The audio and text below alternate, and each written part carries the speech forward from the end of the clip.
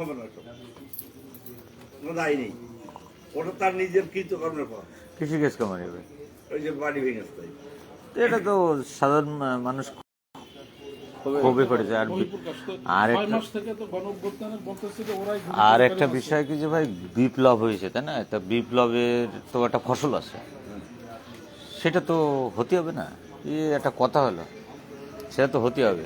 গোষ্ঠীর যত বাড়ি ঘর দৌড়, একটা জিনিস কি যে সাধারণ মানুষের কিন্তু সাধারণ মানুষের কিন্তু না ওই কি করতে পারো, ওই টাইম বোমা কি বোমা আছে না, গ্রেনেডটা উড়ে দিতে হবে। না না, এদের কোনো স্থাপনা বাংলাদেশে থাকবে না। থাকলে বিপ্লবের চেতনাটা তো আর বাস্তবায়ন হলো না। আপনার আমি কি বললাম একটু শোনেন,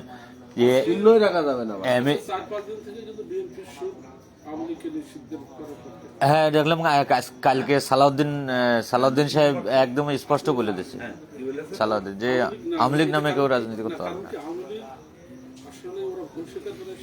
না, ভুল স্বীকার তো তারা করলে তো মিটে যেত, ভুল স্বীকার তো করতেছে না। না না, অনেক বুদ্ধিজীবী আমি দেখলাম, শোনো, অনেক বুদ্ধিজীবী দেখলাম এই ঘটনায় আওয়ামী লীগের মানে প্রতি সহানুভূতি দেখাচ্ছে। কিন্তু প্রবলেম হচ্ছে কি জন্য, যে আমেরিকার স্বাধীনতা লাভের পরে কেন গৃহযুদ্ধ হলো? আমেরিকার স্বাধীনতা লাভের পরে 100 বছর ধরে তারা গৃহযুদ্ধের ভিতরে লিপ্ত থাকলো কেন? হ্যাঁ হ্যাঁ, কেন? কারণটা কি? তারপরেই কিন্তু তারা একটা সুনির্দিষ্ট রাষ্ট্র কাঠামো পাইছে। তো আমরা স্বাধীনতা লাভের পরে কি করলাম? কিছু দোসর শক্তি বানায় শাসন করা শুরু করলাম। আমরা তো আমাদের রাষ্ট্র ব্যবস্থা, আমাদের রাষ্ট্র কাঠামো ব্রিটিশ আইনে চলে। আমাদের সংবিধান ব্রিটিশ সংবিধান অথবা সেকুলার সংবিধান, যে সংবিধান মুসলমানদের দেশে তো হওয়ার সুযোগ নেই। আমরা সেই সংবিধান নিয়ে চলতেছি।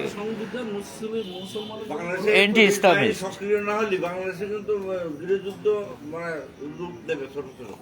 এবার আর একটা ব্যাপার সবচেয়ে জরুরি, যে এই যে ছেলেগুলো যে জীবন দিল, তাদের তো ভবিষ্যৎ আছে, তাদের ভবিষ্যৎ সন্তান আছে। তারা তো শেখ হাসিনার মানে ফ্যাসিস্টের পতন ঘটাইছে।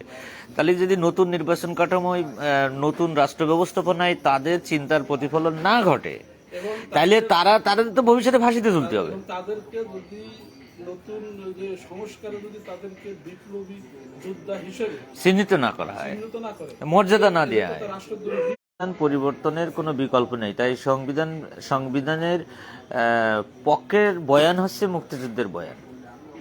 এই সংবিধানের পক্ষের বয়ানগুলোই আওয়ামী লীগের বয়ান।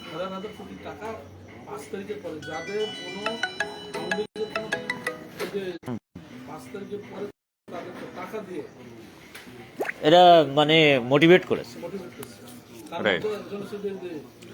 অনেক মাসুদ কামাল আছে, তারপরে ওই যে আমেরিকায় যে বদমাইশ আছে দুটো তিনটে, হ্যাঁ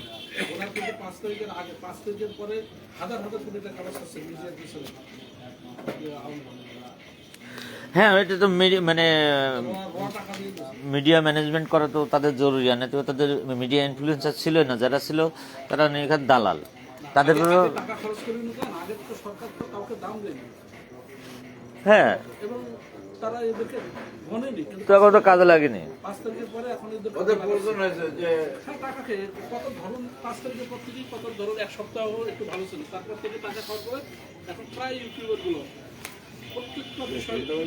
না, এরা অতিমাত্রায় এখন সাজতেছে। কিন্তু আওয়ামী লীগের রাজনীতির কাছে তো অতি সাধুর কোনো খাওয়া নেই, অতি ভদ্রতার কোনো খাওয়া নেই। তারা তো ওর কোনো লাইন নেই।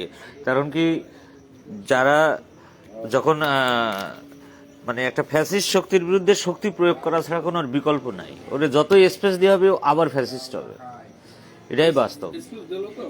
রাষ্ট্র সমাজ সব জায়গা থেকে এদের বিতাড়িত করার কোনো বিকল্প নাই। না না না, তারা এখনো দুঃখও প্রকাশ করেনি। একদম সাধারণ আওয়ামী লীগের সাধারণ কর্মী থেকে শুরু করে আপ টু শেখ হাসিনা, কেউ এখনো কোনো জায়গায় দুঃখও প্রকাশ করেনি যে আমাদের ভুলে গেছে। না, ওদের কোনো দোষ না। হ্যাঁ, মানে এই যে একটা বয়ান, আমি আসছে সবকিছুর ঊর্ধ্বে, আমাকে পুজো করো, আমি যা করি তাই করো, আমি দুর্নীতির ঊর্ধ্বে। একটা বয়ান তৈরি করেছে, ওইটারই এস্টাবলিশ করে যাচ্ছে। কেবল কোথায় রাখি গেছিল, এখন ধ্বংস করে দিচ্ছে। কাল যে বয়ানগুলো শেখ হাসিনা রেখে দিচ্ছে ছাত্রদেরকে, ওরা বলে মানেনি, এরা ইউনিসে বলে বৃদ্ধি করে ছাত্রদেরকে মারছে, এই বয়ানগুলো।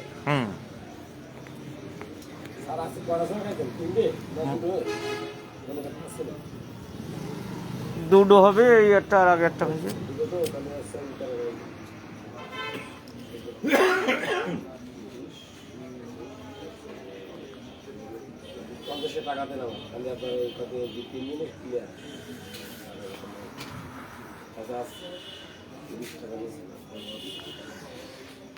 তো যে যারা এখন আবার ওই আপনার ইয়ে দেখাচ্ছে, সহানুভূতি দেখাচ্ছে, দেরি কর,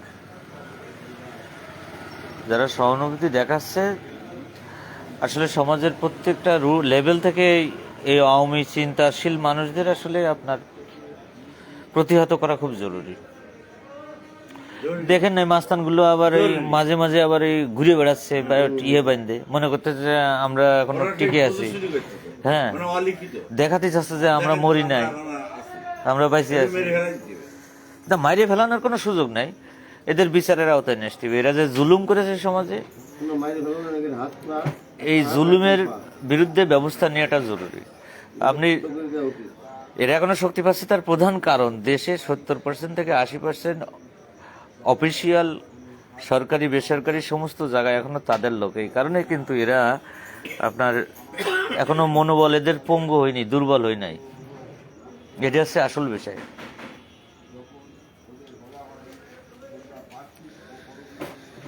আর কালকের এই ঘটনার পরের থেকে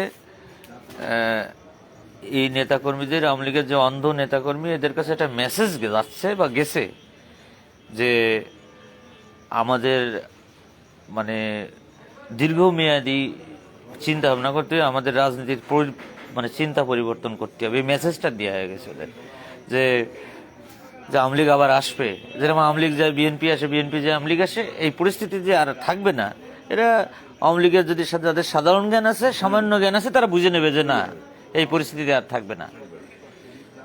এর পরে যারাই নির্বাচনে মানে ক্ষমতায় আসুক, তাদের একটা বিরাট মেসেজ যে ভাই তোমরা ফ্যাসিস্ট হয়েও না। এখানে কোনো নীতি কথা দিয়ে ছাত্রদের নেতাদের না, এর ব্যাগ ব্যাপার না তো না, এদের অবশ্যই না, এদের তো মানে মানে যারা বলে যে আপনার প্লেয়ার আছে, মানে এদের কন্ট্রোলার আছে 100%। এবং ওরা যে ভুলটা করছিল 5-6 তারিখে, এইগুলো ধ্বংস না করে দিয়ে তারা দেরিতে হলেও সেটা করে ফেলা হয়েছে। এটা হচ্ছে বিষয়। এখন অনেকে আইনের দোয়াই দেবে, আইন কিসির? শেখ হাসিনার কাছে কোনো আইন চলে? ওয়ালাইকুম আসসালাম। তাহলে এখন রাষ্ট্র বিনির্মাণ করতে গেলে আগে ভাঙচুরির খেলা হবে, তারপরে সংবিধান পাল্টাবে। এটি কিন্তু বাস্তব নয়। সংবিধান চেঞ্জ না করলে এই ফ্যাসিজম বিএনপির চেয়ারে নিয়ে আসুক আর জামাতের চেয়ারে নিয়ে আসুক, যে কোনো এক চেয়ারে নতুন ভাবে আসবে। এই সংবিধানটা হচ্ছে সবচেয়ে খতরনাক এবং ফাউল। তো এখানে তো সব চিটারির জায়গা। এটা আমেরিকার সংবিধান 4 কথায় 5 কথায়, মানে 7টা কলামে শেষ, 7টা বিষয়ে। আমাদের 16 বার সংশোধনী করেছে নিজের ইচ্ছা মতো। সংবিধান দেশে বানাচ্ছে যার মতো, এটা কোনো কথা? সংবিধান ডিলেট করে নতুন করে সংবিধান, জনগণের স্বার্থে হবে সংবিধান। ডক্টর আলী রিয়াজ যে সংবিধানের প্রস্তাবনা পেশ করেছে, ভাই, ডক্টর আলী রিয়াজ হচ্ছে ইলিনয় বিশ্ববিদ্যালয়ের শিক্ষক, এবং তাকে রাজাকার বলতো ডেলি 7 বার আওয়ামী লীগের বুদ্ধিজীবীরা। তার এই সংবিধান বাস্তবায়ন মানে করার মেন্ডিং কমিটিতে 1 নম্বর চিফ করেছে আর কি। তা সে যে প্রস্তাবনা দিয়েছে দারুণ। বাংলাদেশের অশিক্ষিত মানুষের জন্য যদিও এটা কঠিন, তারপরেও এটা খুব জরুরি এবং ভালো। ধরেন যে সমস্ত মাস্তানরা দেখেন আশেপাশে কিরকম দাবড়ায় বেড়ায় না, কুকুর মনে করে মানুষের, তো এদের জন্য তো এমন সংবিধান, এমন পুলিশিং সিস্টেম হতে হবে যা সাধারণ মানুষের নিরাপত্তা এইটা একটা থাকবে। অপরাধ। এই অপরাধ এই যে সংবাদভাবে যে মস্তানি এটা তো লিস্ট আছে, হ্যাঁ, তারা এরকম কিছু করলেই সব হারাই যাবে তো, হ্যাঁ, কিছু থাকবে এটা না। একটা অপরাধ এবং যাবজ্জীবন আর একটা অপরাধ প্রমাণিত হলো। এরা তো কারোর বাড়ি মানে কারোর মারতেছে না, মেরে ফেলায়নি, বাড়ি ভেঙেছে কারণ তারা পালাতক, তার রাষ্ট্রের টাকার দুর্নীতি করে মানে চুরি করে বিদেশে নিয়ে গেছে। তাই এদেশ বাড়ি থাকবে কেন, ইন্ডিয়ায় বাড়ি করুক। ইন্টারভিউ করুন। এই যে ফারুক খান জেলের থেকে বলেছে যে আমি আওয়ামী লীগ থেকে হাসিনার নেতৃত্বে আওয়ামী লীগ করতে চাই না, সাবেক বাণিজ্য মন্ত্রী, এখন জেলখানায় বসে উড়িয়ে গেছে।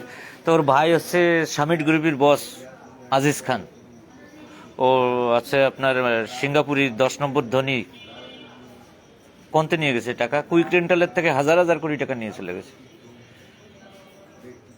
বাংলাদেশ টাকা সিঙ্গাপুরি সে 10 নম্বর ধনী, 10 কি 11 এরকম, 10-এর ভিতর সে ছিল তালিকায়, মানে 2-3 বছর আগের হিসাব। আসি তুই আমার পান নিয়ে আসলি না?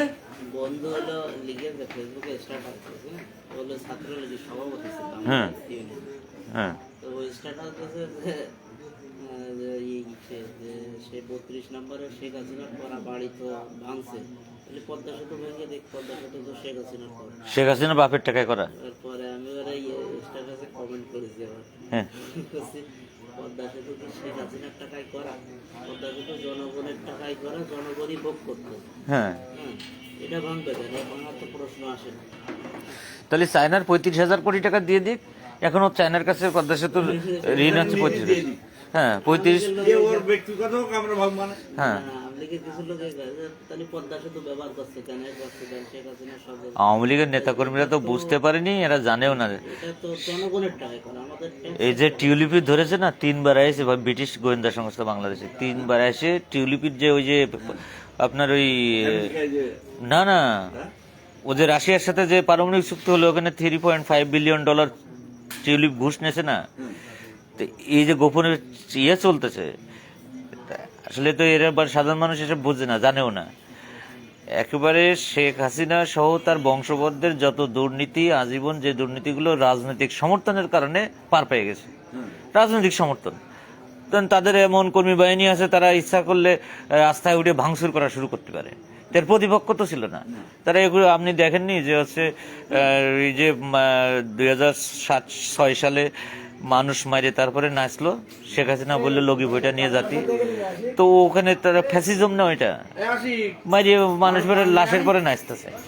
ও করতে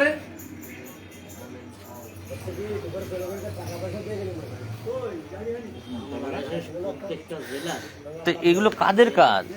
না, তো এগুলো আমেরিকা তদন্ত করতেছে। না, তদন্ত করতে শুধু আর্থিক ব্যাপারগুলো, জয়ের টাকা তো নিয়ে নেছে আমেরিকা থেকে, ও $300 মিলিয়ন ওখান থেকে নিয়ে তো তোর প্রায় ধরতে গেলে গৃহবন্দী। ও যে কোথায় আছে আজ পর্যন্ত কেউ ওইভাবে মানুষ স্পেসিফিকলি জানে না, তো জেলখানায় থাকতে পারে। কেউ জানে না, নোবডি নোজ এরকম একটা পরিস্থিতিতে। আর এই বাকি এর আমরা তো গুম হয়ে গেছে। হ্যাঁ হ্যাঁ না, আজকে অবশ্য কালকে লাইভে এসে কিছু কথা বলেছে, মায়াকানা কইতেছে সুদা সদন পুরাই লোকানো, ওটা তো মিউজিয়াম, ওখানে কেউ থাকে না। এখন ঘটনা হচ্ছে যে কিছু কি রাখা উচিত, যেটা এরকম একটা মুসলিনের কিছু কি আছে, ইটালিতে মুসলিনের কোনো কিছু আছে? স্টালিনের রাশিয়া সেদিন ওর মূর্তি ভেঙে দিলে, স্টালিনের মূর্তি ভেঙে দিয়েছে। রাশিয়ার অনেক মূর্তি। তাহলে এগুলো তো থাকবে না পৃথিবীর কোথাও, যারা মানে বিশেষ করে এই ফ্যাসিস্টদের কোনো কিছু আর থাকে না, এদের পতন হয়ে গেলে। তা শেখ হাসিনা তার নিজের পথটা তো নিজে এইভাবে করে নিয়েছে, তার দলীয় নেতা কর্মীদের কথা ভেবেছে কোথাও? সাধারণ যে নেতাকর্মী আছে, নেতা কর্মীদের কথাও তো ভাবেনি। যে নেতা কর্মীদের কথা ভাবতো তো 5ই আগস্ট পলাতো না। তারা আবার সেই সেক্ষেত্রে মায়াকান করতে, আমাদের কথা না ভাবে চলে গেছে। না রে, শোনেন, বিএনপি জামাত এইবার বিরোধী দলের ছাত্ররা এরা সহানুভূতি দেখাইতে অনেক, রাইট।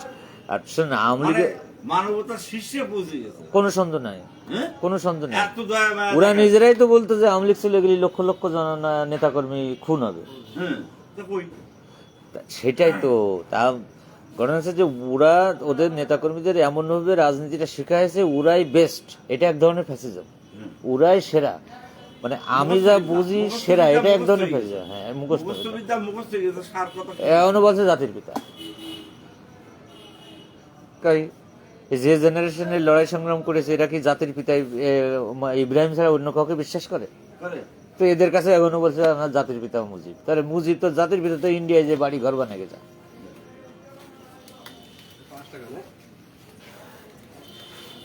এই ধরনের যে জেনারেশন পিতা মানে কিছু জানেই না, মানে ইব্রাহিম আলাইহিস সালামের প্রতিপক্ষ হিসেবে খাড়া করেছে। মানে ইমান থাকে। ইমান থাকবে কেন? ইব্রাহিম আলাইহিস সালামকে জাতির পিতা আল্লাহ তাআলা ঘোষণা করলো ওই আর কোনো কেউ দ্বিতীয় জাতির পিতা হবে না। নমরুদকে ওই সেই ইয়ে ভাঙা হলো না, ওই যে আপনার আগুন, নমরুদকে আগুনে ফেলালো না, তো ওই সময় যে 60 জন মেয়ে মানুষের দিয়ে আকাম করালো, তো ওখানে প্রত্যেকের পেটে বাচ্চা হলো। বাচ্চা হলে ওরা আন্দোলন করলো যে আমাদের বাচ্চাদের দেখাশোনা করবে কিনা। তখন ইব্রাহিম নমরুদ বললো যে তোদের এই বাচ্চাদের জাতির পিতা আমি।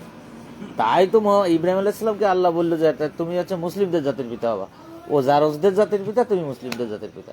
কারণ আমরা তারে এসে ওই ট্র্যাডিশনটা আমাদের মধ্যে ঢুকিয়ে দিচ্ছি জাতির পিতা। তা আমরা সেই ট্র্যাডিশনটা মুসলমানদের ভিতরে ঢুকিয়ে দিচ্ছি। তাহলে কলম্বাস কি আমেরিকা জাতির পিতা বানাইছে? না, কলম্বাস আমেরিকা সৃষ্টি করে। আমেরিকা আছে ইয়ে করেছে এক কথায়, কলম্বাসে তো মারিয়ে ফেলে আছে পরে। দিবস পালন করতে করতে অসহ্য ধরে যেত, অসহ্য ধরে, ওরে বাবা, গলিতে আমাদের কি অবস্থা হতো, কানের মধ্যে তুলে দিতাম আর কি। বাংলাদেশ সত্যি ভাই যদি এই বিপ্লব না ঘটতো, আপনি লিখে রাখেন বা এটা অনুময় বোঝাই যেত যে এই শেখ হাসিনা বাংলাদেশকে ইন্ডিয়ার করদার্য বানায় তারপরে ক্ষমতা ধরে, ওই যে সিকিমের যেরকম লেন্দুক ঠিক বাংলাদেশকে আনুষ্ঠানিকভাবে ইন্ডিয়ার কাছে সোপর্দ করে। কোনো উপায় ছিল না তারাতে, একদম কোনো উপায় ছিল না তারাতে, সেটা বন্দী হয়ে গেছিল।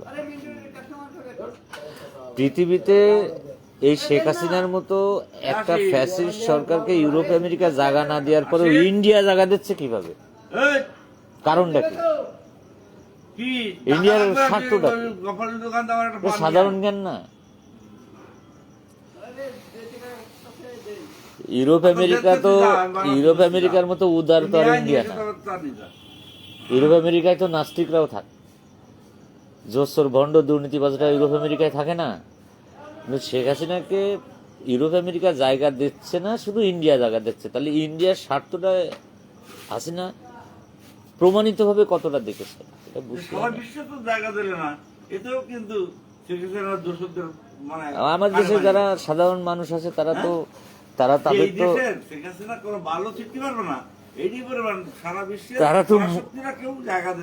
তারা তো মুজিব বুড়ি খেয়ে এমন একটা অবস্থায় রয়েছে, এর বাইরে আর কিছু বাইতেছে না। মুজিব বুড়ি বাস্তবতা বোঝার ক্ষমতা এদের নাই, এরা আন্দা, লেখাপড়া করে না, খবর শুনে বিশ্বাস করে, বিশ্লেষণ করে না। পক্ষে গেলে বিশ্বাস করে ফেলায়, বিপক্ষে গেলে অবিশ্বাস করে ফেলায়। আর বিশ্লেষণ করা যে জরুরি এইটা বিশ্লেষণ তার করে না। সব দলেরই লোক কথার মধ্যে দিয়ে যদি আমি দল পাই সেই দলেরও গায়ে পড়তে পারে। আরে মুশকিল এই যে সংবিধান করতেছে, সংবিধান একটা ইয়ে আসছে মানে সংবিধান একটা প্রবিধান ছিল 70, যেখানে দলের বিরুদ্ধে কোনো দলের সিদ্ধান্তের বাইরে কথা বলা যাবে না পার্লামেন্টে। কিন্তু এরা সেটা বাদ দিয়ে আসছে যে কোনো সাংসদ তার দলের বিরুদ্ধে কথা বলতে পারে পার্লামেন্টে, এতে তার দলীয় পদ যাবে না, মানে সংসদ সদস্য পদ যাবে না। অর্থাৎ দলের বিরুদ্ধে দলের সর্বোচ্চ নেতা যা কথা বলেছে তার ডিফার করা যাবে না, মানে আগে ছিল নিয়মটা। এই জন্য যা ওই যে প্রধানমন্ত্রী যেটা বলছে সেটা পার্লামেন্টে পাশ হয়ে গেছে। খালেদা জিয়ার বাড়িতে তাড়াই দাও, ওটা পাস। প্রধানমন্ত্রী না, বিএনপি খালেদা জিয়া কান্তি কান্তি বেরোল না বাড়ির থেকে, না না না, ওটা তো সবাই, ওর তো জ্বলবেই। পত্রিকাটা আপনার একটা রাজতন্ত্র, সেটা একটা রাজা, অ্যাকাউন্টেবিলিটি না থাকলে তো এই সমাজ উন্নত হবে না ভাই। আমি ধরেন বিএনপি করি, তা আমি ধরেন বিএনপির প্রেসিডেন্ট আছে, তা গাছ ধরে তার সিদ্ধান্ত সবার উপরে চাপাই দেবে ইউনিয়নে। বিএনপির আর যারা 31 সদস্য কমিটি ধরেন ইউনিয়নে, তো 31 সদস্য বিশিষ্ট কমিটির 31 সদস্যেরই তো বক্তব্য থাকা উচিত। হ্যাঁ না সভাপতি যা বলে দিলে সবাই তাই মেনে নেবে, তো এটা আছে ফ্যাসিজম। এটাই fascism। এইটা থাকতো না। হ্যাঁ, এই আওয়ামী লীগ এবং বিএনপির ভিতরে উভয় দলটার ভিতরে এই ফ্যাসিজম আছে, আছে দলের ভিতরে আগে গণতন্ত্র নিয়ে খুব জরুরি। তালির প্রতিযোগিতা, তালির মধ্যেই মেধা তালিকার রাজনীতি তখন মেধাবীরা মানে চিন্তাশীলরা, তারা সমাজের উন্নয়নকামী মানুষরা, ভদ্র মানুষরা তখন রাজনীতিতে আসে। রাজনীতি প্রতিষ্ঠিত হয়। আর যদি ওইটা না হয় তাহলে এই চোর গুন্ডা বস্তান অশিক্ষিত অভদ্র নোংরা নেশাখোররাই রাজনীতির নেতৃত্বে থাকবে। যেমন চাকলাদার, কোনো কথা নেই, বাবা ধ্বংস হয়ে যাবে। আসিফ মোত্তর বস, আসিফ মোত্তর বস হয়ে গেল না চাকলাদার, এইরকম। তার বিরুদ্ধে কথা বলার মতো লোক ছিল? হাসান মিজানকে ওনার চিঠি তো আমি